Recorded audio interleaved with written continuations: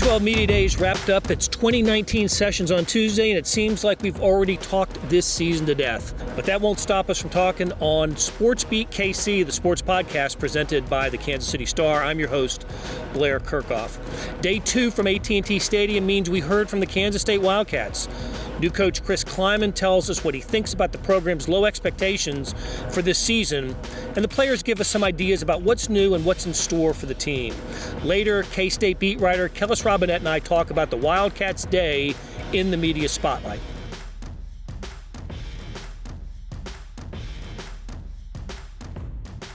I remember one of those plays your sophomore year was the long touchdown reception at Austin. Did that moment open eyes, do you think, or change anything for you? I think, yeah, definitely. It was a huge moment for me. It was kind of surreal in the moment because I can still remember the play, coming across the middle, and Jesse put the ball right on me, and I was just running for my life away from that free safety. And then it was I crossed the end zone, and I was like, wow, that just happened. And it was kind of similar because a couple games before that at home with my first career reception went for a 70-yard touchdown. It was kind of the same thing. It was I can't believe I just did that. And so, that was huge for me just to build that confidence to be I can play at this level. And I think it was big for a lot of other people to see oh, okay, he can go out there and he can play. If he can do it against guys against Texas, he can do it against anybody.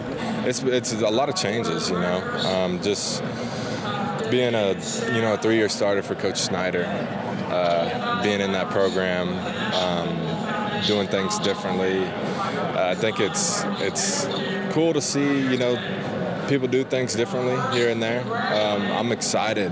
I'm so excited for what's to come. Not only this year, but years on when I come back, and just the way things are changing, developing, and the defense is different. I love it. It's just more. You're just going to see more. I think everybody says, I want to see more of this, more of this. You're going to see more. Really, the key is, focusing on the ball. When you're there, everything's going so fast, but if you could just focus that half a second and just get that good punch in or, try to find that ball, that makes all the difference. You never know how many you'll get out. As a little kid, when I used to grow up, I used to watch, before I came to college, Tyrann Matthews, Honey Badger for, LSU. So I used to watch him. I'm like, man, he's always killing the ball. He always ball hawk. So, that's one of my biggest things when I first came to college. I want to be a ball hawk, see how many balls I can get out. And I feel like I stuck with that since my whole year here. You heard from senior wide receiver Dalton Shane from Overland Park, senior defensive tackle Trey Deshawn from Horton, Kansas, and Reggie Walker, a senior defensive end from Ponchatoula, Louisiana. I hope I pronounced that right, Reggie. Kansas State beat writer Kellis Robinette is here, and Kellis, this is my favorite time of Big 12 Media Days. It's over. 10 teams have talked themselves to death and us to death. 10 coaches and about 50 or 60 players. And now they're in the breakdown mode. So that noise you hear in the background is the sound of tables and chairs being taken down.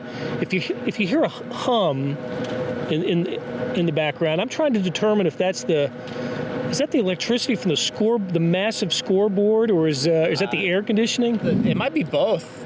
I think that big of a scoreboard needs some type of cooling system, and that might be what we're hearing. It kind of reminds me of a server. You walk by, you hear that.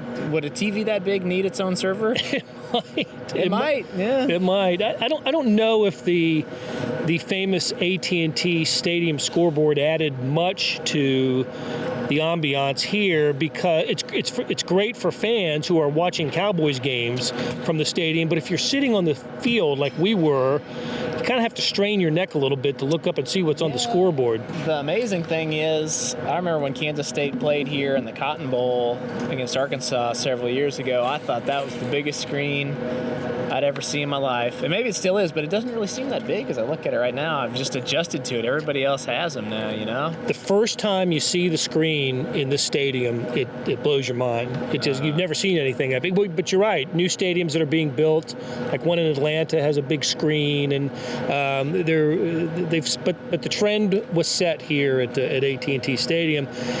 First time ever for Big 12 Media Days here, and so it was like I said, it was day 2, and that meant it was Kansas State Day, and we got to spend time with Chris Klieman, the new head coach, and up to a half dozen Kansas State players. First of all, let's mark the historical nature of the attendance of Wildcats here. We're very well represented, yes. I haven't seen as many Wildcats before at a media day. In fact, I can remember as few as 2 attending a Big 12 media day. Yeah, it was more fun with the 6, I would say, plus a coach, so 7 people to talk to. But that's the new era of Kansas State football. They're more open. They're more willing to talk. They're happy to share some details, not all, but it's a good way to kick things off. They're going to give us, or at least they promise to give us, more media access and fan access than ever before. So why not start right here? Okay, so that's actually a pretty good place to start talking about differences and what Chris Klieman's regime is how it's different than Bill Snyder.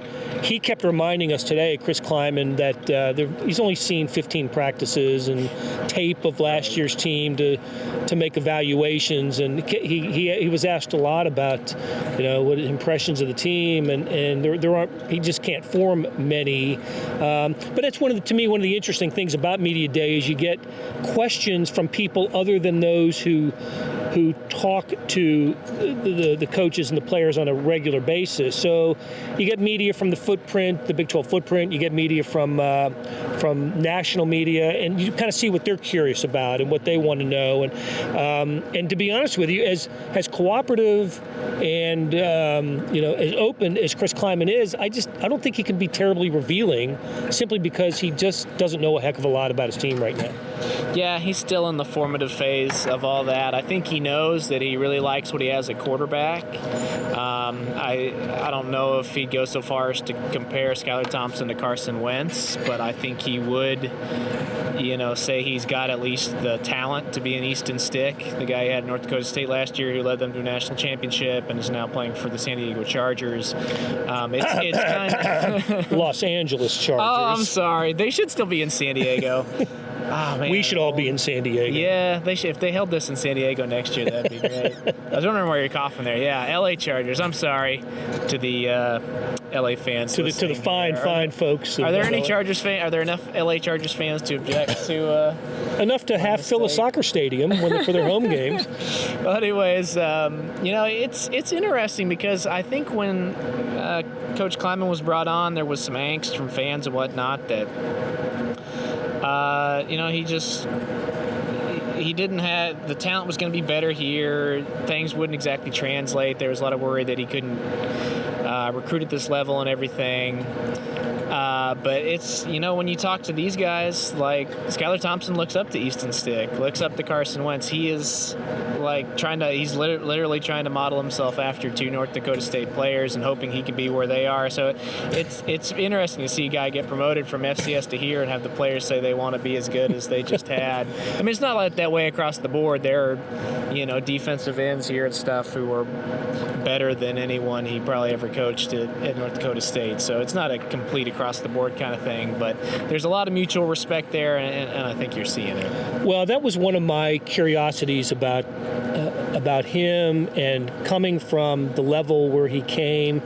Not only did he win at North Dakota State, he won at the highest level for 5 years. He won 4 national championships in 5 years, and that was because almost every game that North Dakota State played, they had the advantage in personnel.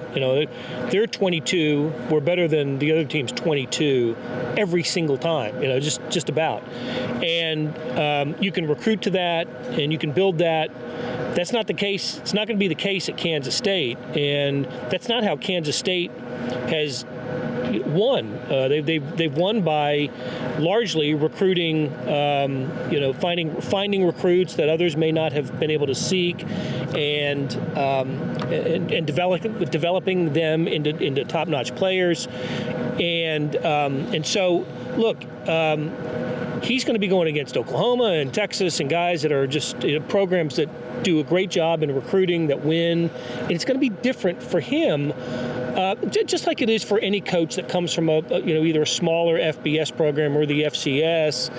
But I guess when I think about Chris Klieman, the fact that he's really stepping up in class when it comes to classification, and maybe until they they square off against a Big 12 opponent, he may not kind of realize how much of a step up it is from North Dakota State to Kansas State, even though his teams beat Power 5 football programs at North Dakota State. Yeah, and that's true. I'm sure he thinks, he's got a team with more talent now, so he can do the same thing. But it's always different when you only got to gear up for that one game. When they played Kansas State that year and beat them, I guess Craig Bohl was coach, Chris Klieman was just an assistant. But that was, until they got to the FCS playoffs, that was their biggest game. That was like their big game on the schedule. They put everything they had into that one, won it close, and then kind of coasted for a while and then turned it back up. Same thing when they didn't win a national championship the year they won at Iowa, but same deal. They went in and they beat Iowa, and I think they were even ranked, but same deal. They said we're gonna prove everybody wrong what we can do and win this game. So that'll be one of his many challenges. Can he get his teams consistently up for that kind of task when you have to play teams at that level every single week? And the other thing I'm interested about that he's downplayed and players have downplayed is that he's gonna lose this year. They're not going undefeated. I don't think that's a grand proclamation. You didn't walk out on a ledge for that one. I don't think they're going 15-0 and winning the national championship. So they're gonna lose. They're probably gonna lose more games than he's ever lost as a head coach, at least since he's been at North Dakota State and here. So how does he handle that, He's always been picked not only first to win his conference, but first to win the entire championship. And this year he's picked 9th in the Big 12. That's a big change. And I'm very interested to see if this team is, say, 500 after 6 games. How do they react? How does he react? Because at North Dakota State, I'm sure whenever they did lose, it was such a big deal that it was pretty easy to get everybody's attention. But it might, this year they started out, they got at Mississippi State and at Oklahoma State back-to-back in their first 4 games. If they're 2-2, how does everybody respond? That's something that we won't know until it comes. You asked Coach Klieman about that and put it in just that way. You've been picked first nationally. You're throughout your tenure at North Dakota State. And you're picked 9th in the conference this year, and I thought he gave you a decent answer. And he was also asked that when he was at the podium. Let's hear what Chris Klieman had to say when asked about the 9th place prediction at the podium at Big 12 Media Days. I don't take a lot of count into preseason polls. I never have, even at previous school where we were ranked typically first. I still think it's about attacking on a daily basis and stacking good days upon good days throughout the month of August to get yourself in a great position to start your campaign at the end of August. And I know our guys are hungry. I know that a number of guys, and there's a bunch of them that are returning from last year, felt that they probably left a couple of games out there, maybe left a couple of plays out there, and having the hunger that those guys, I see in their eyes, I look forward to getting started and not really worrying about where the rankings are. So, Kellis, we just heard from Chris Klieman. I thought he provided the type of answer that you might expect. That it's about a day-to-day thing, one game at a time. Sort of, he pulled out the cliches, but as he should. The right answer for him. I don't know what else he could have said there, but you're right. It is going to be a different experience for him as he steps up in competition. So. I guess the intriguing thing for me is, like, if I were him, I would just play the disrespect card as hard as I could. I would lay into that. I would not ignore it at all. And maybe he's just talking this way, and he will in the long run. But it seems like the players have noticed. All the players I talked to about it said they were pretty mad, upset. Skylar Thompson said sarcastically he was surprised they weren't picked 10th. But yeah, they're going to use this, and as they should. Every team, it's never helped Kansas. They've been picked last every year and finished last every year, but everybody else, it seems like, has been able to use that disrespect card to their advantage. So maybe it's a blessing in disguise. And listen, Kansas State over the years has always, not always, but often finished ahead of where it was projected. Especially when they're picked low. The last 2 times they've been picked 8th in this format. They've finished, I believe, 2nd and 4th in the league. So a big turnaround there. Okay, we're going to take a short break here and tell you about a new podcast from McClatchy Studios and the Miami Herald about Florida race car driver Randy Lanier's double life as a drug kingpin. The state of mind that racing would put me in was extraordinary. I put my own team together and ended up going to Indianapolis 500. It will be quite a feather in Randy Lanier's cap. He is named Rookie of the Year. I had plenty of sponsorship coming right from Columbia. By the early 80s, a river of pot was flowing from Colombia to the United States. And it came in by the barge load, thanks to a drug kingpin who was hiding in plain sight. I missed a race because I was bringing a load in. It was 135,000 pounds. How much was that worth? $44 million.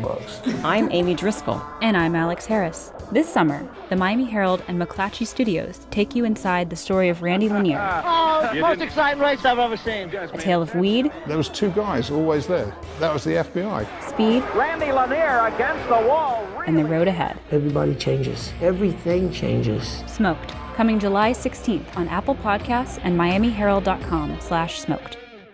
We're back with Callis Robinette, the Kansas State beat writer for the Kansas City Star and Wichita Eagle. Personnel-wise, Callis, I think it's been established that if you want to be good position group-wise, in the first year of a new regime, the line is where you want to be good. And it looks like Kansas State's got some, they've got some talent on the defensive line and some returning talent on the offensive line. So at least the Wildcats have that going for them. Yeah, they are blessed there, especially on the defensive line. I mean, you can see it today. They brought Reggie Walker and Wyatt Hubert, who are going to be anchoring the line at defensive end. They brought Trey Deshawn, who's going to be a 4-year starter at defensive tackle. And then we got Joe Davies and Jordan Mitty helping out there, too. So lots and lots of proven players, maybe not the highest end talent you'll see across the country, but really good. Reggie Walker went out and said several times today he thought this line was going to be the best defensive front four in the entire conference. And I even gave him and some other guys a chance to back off that a little bit, and they wouldn't buy it. They want it out there. They want to set that bar high and come after people. So this team needs a unit to be a strong point and lead, and they've got the horses there at defensive line. I think they legitimately will be as good there as we've seen since Jordan Willis, who's in the pros now, was playing there. Offensive line I'm not quite as confident in because they lose Dalton Reisner and Abdul Beecham, who's with the Chiefs right now, at least as a free agent. So two pretty good players. I think they do have talent. They've got more depth there than probably they do other places. So you at least feel comfortable there, and it does suit Chris Klieman's style. If he could choose any two positions, I think, where they would be deep and have some return talent, those are probably the two spots. So I bet he's happy about that. When he was asked about it, his offense, he kept talking about the opportunity for playmakers. But I look at their depth chart and their roster and wonder who those playmakers are, and those are going to have to reveal themselves because I don't think we look at Kansas State and identify playmakers right now. Not a bunch of them. Not a ton. I mean, you like what Dalton Schoen has given you the last few years, but absolutely. And he's a great kid, but he's also been the number 3 and number 4 receiver. Is he really a number 1 guy? We'll see. I think he'll catch passes. I think he'll lead K-State in passes. But who's going to step up and be that, game-breaking guy? Is it Wyking Gill? Maybe they're high on him, but he was a walk-on last year, and until just recently he was promoted up. And I think it's telling that the guy that everybody seems to be really high on is Joshua Youngblood, who's a true freshman who hasn't even played yet. I mean, since Tyler Lockett's the only other true freshman I can remember who had any kind of hype on offense as a skilled player. So, if he's the second coming of Tyler Lockett, then great. They're probably set here. If not, they're going to be in the position of playing true freshmen and people that we haven't seen before. So, and then of course there's obviously the question of running back. Nobody knew there. Everybody knew there. Nobody's coming back that we know of. So, yeah, lots of question marks. Okay, but we've gone this far and really haven't gotten into Skylar Thompson, the quarterback. Right. He has started 14 games, appeared in 19, started 14. He's only I didn't realize this, only the second player in K-State history to have 2,000 career passing yards in his first 2 years, which suggests that Kansas State didn't play young quarterbacks. They developed them and played them later, but still, that's He's an established guy. He was only one of 2 quarterbacks among the 10 schools that visited the media at Big 12 Media Day, so I give him credit for that. So what does Kansas State have with Skylar Thompson, and where does his game need to go? Well, he's the guy that everybody from day one that Chris Klieman got here has said, like he's the leader. He was the first to embrace Coach Klieman. When Courtney Messingham showed up to work the first day, Skylar was waiting in his office. So he's pumped. I think last year, I don't know how well he tried to hide it, but I think it really hurt him that no matter how good he seemed to play, the coaching staff kept finding ways for Alex Delton to get on the field and eat in his playing time. And now he's gone. And there's a new coaching staff, and they're giving him a lot more confidence than he's ever had before. And there's legitimate optimism in John Holcomb, the backup. People think he could be pretty good, but unlike previous years, nobody's talking about him challenging Skylar. I mean, this is everybody. You can even ask John that, and he'll say, it's his team. We're all running behind him. So this is really his first opportunity to be the guy. Like the guy that everybody looks to, you're gonna, who's gonna lead the offense every single game. So I think he stepped up in the leadership department. Now the question is, can he get out in the field, stay healthy for 12 games, and lead them on the field? I think he can. I think he's got the right mixture of running skills and throwing skills. The only question I kind of have is, how does the personnel that K-State have this year mesh into this new offense and everything? Because it's similar in the fact that they do like to run the ball, but at the same time, it's really different in how they pass. It's a whole bunch of misdirection.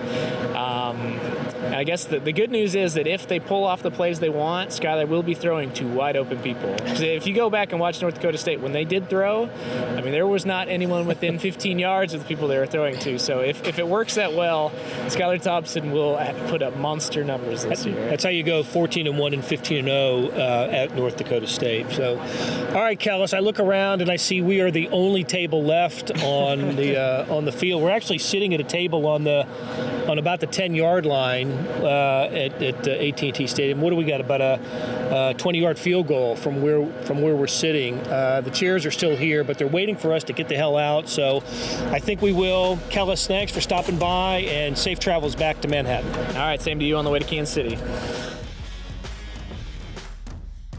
Links to Kansas State coverage can be found in the show notes on kansascity.com, the Kansas City Star, kansas.com, and the Wichita Eagle. Thanks to producers Kathy Liu and Leah Pissarra for putting together today's show. It's time to head home from Big 12 Media Days, but stay tuned later this week as we dive into the Missouri Tigers, who met the media, including our Alex Schiffer in Birmingham, Alabama this week at SEC Media Days. This has been SportsBeat KC, and we'll talk sports in Kansas City again soon.